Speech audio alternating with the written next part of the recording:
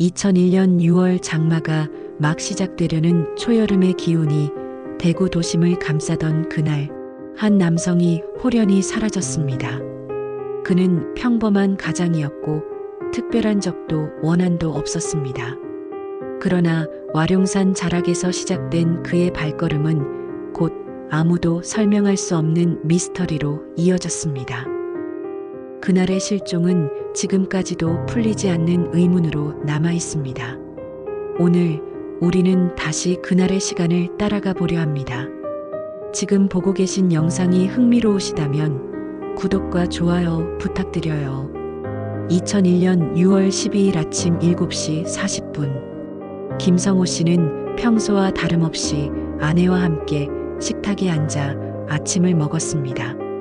아내는 그가 전날 밤 내일은 기분 전환 삼아 와룡산에 다녀오겠다라고 말했던 것이 떠올랐다고 진술합니다. 아침 식사가 끝난 직후 그는 작은 배낭 하나를 둘러매고 집을 나섰습니다. 당시 계절은 이른 여름 와룡산은 동네 주민들이 산책 삼아 오르내리던 낮은 산이었고 누구에게나 익숙한 공간이었습니다. 8시 10분 그는 동네 슈퍼에 들러 생수 한 병을 구입합니다.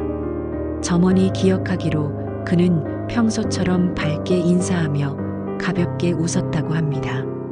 8시 30분경 인근 주민은 등산복 차림의 중년 남성이 와룡산 초입을 천천히 걸어 올라가는 모습을 봤다고 증언했습니다.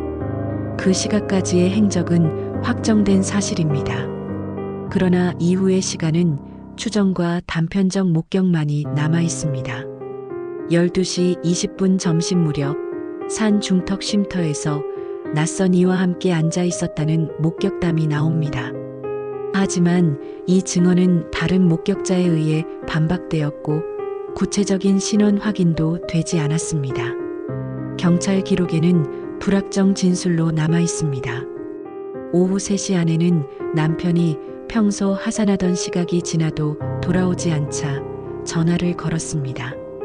그러나 휴대전화는 꺼져 있었고 신호조차 잡히지 않았습니다. 오후 6시 가족들은 결국 파출소에 신고를 접수합니다.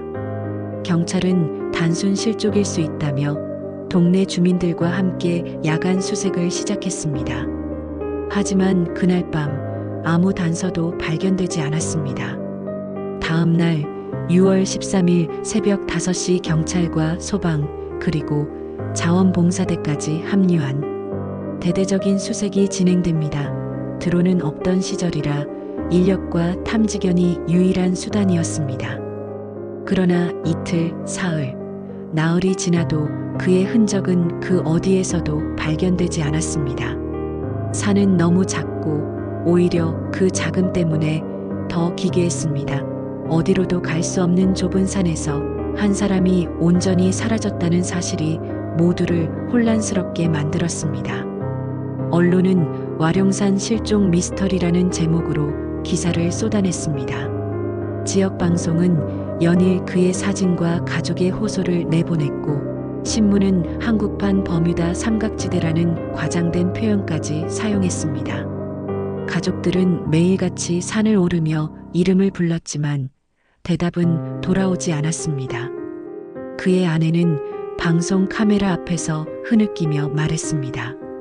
남편은 약속을 잘 지키는 사람이에요. 아이들 앞에서 늦어도 저녁에는 오겠다고 말했어요. 그런데 아직도 안 오고 있어요. 사건이 장기화되자 다양한 추측이 퍼졌습니다.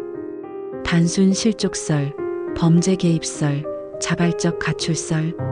그러나 모든 가설은 증거 부족으로 끝내 뒷받침되지 못했습니다.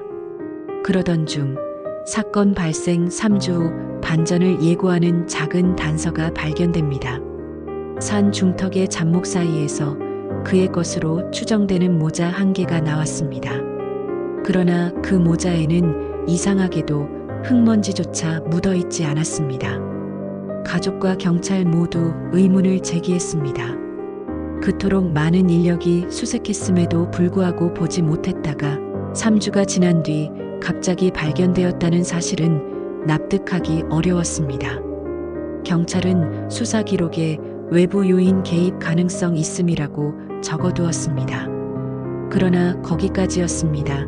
2025년 현재 사건은 여전히 미제 상태입니다. 남성은 돌아오지 않았고 실종 신고는 아직 철회되지 않았습니다. 그의 아내는 노년이 되어 여전히 집 안쪽에 남편의 등산화를 두고 있습니다.